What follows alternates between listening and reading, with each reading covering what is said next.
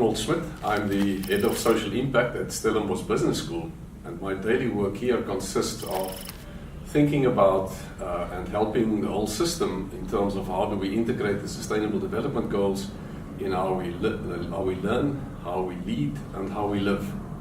I'm standing next to a poster here of the 17 Sustainable Development Goals, and my intention is not this afternoon to focus on all of them, but specifically on two of them. Goal 17, which is about partnering for the goals, and then Goal 4, which is about quality education. So I'd like to start with Goal 17. When the Sustainable Development Goals close with a 17th goal, which is about partnership and collaboration, the idea is actually to say that we do not have much of a chance to achieve these goals if we do not work together across sectors, across industries, and across disciplines in terms of making the goals happen. Part of it is, of course, about the collaboration between North-South, if we think about the global picture. But of course, this can also happen on a smaller scale within countries, within regions, or even within industries. The important message, though, is that we should understand that the Sustainable Development Goals, being futuristic as they are of such a nature that if we do not work together, if we do not collaborate with these systemic challenges that we have as a humanity, we might not be able to secure the future of humanity and the future of the planet.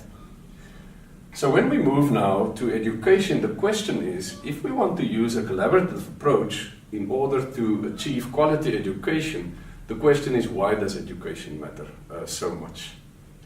Education is about the future of a country.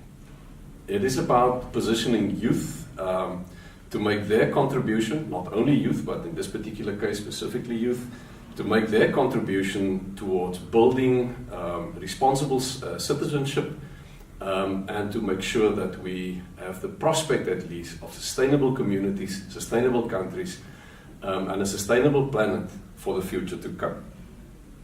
So with quality education, if we think about what we need, of course we need infrastructure, we need good educational resources, we need good teachers, we need supportive communities, and we also need good leadership. And the question is, if we don't have this, what is it that will happen as a consequence? Well, we might say that youth will forfeit their future.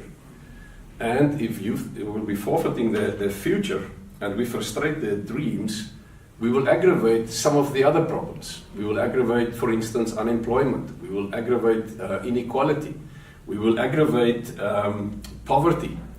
So not attending to education is actually very detrimental from a future's perspective.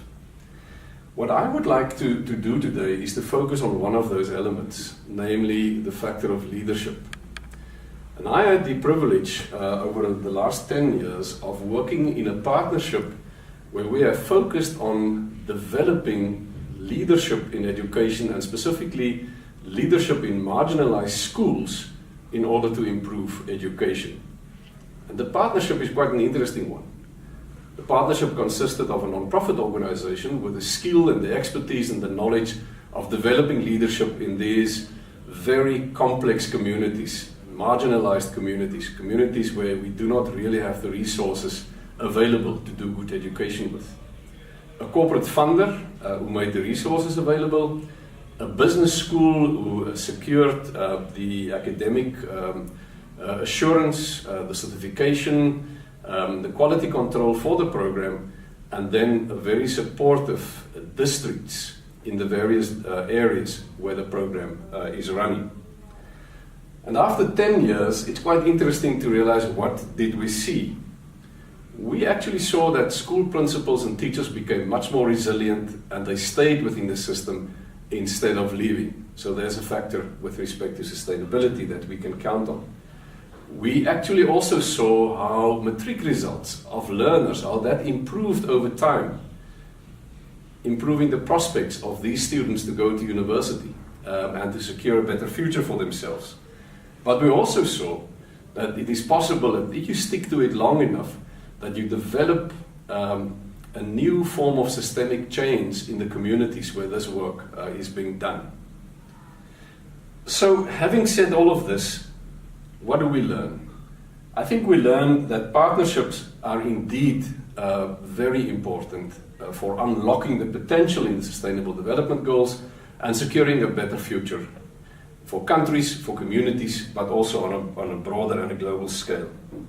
But for partnering to work, you need the right stakeholders. You need also focus and patience over the long run. So when you start with it, you need to realize that you're going to be in this game for quite long. And you also need good relationships and a very high level of trust.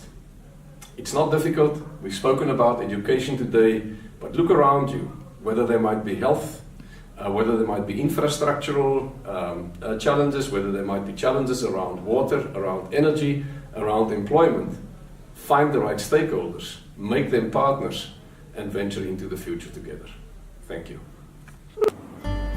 Thank you for watching this episode of The Future of the Sustainable Development Goals. Please click on the logo below to subscribe to our channel and stay tuned for more great content. Don't miss the next episode.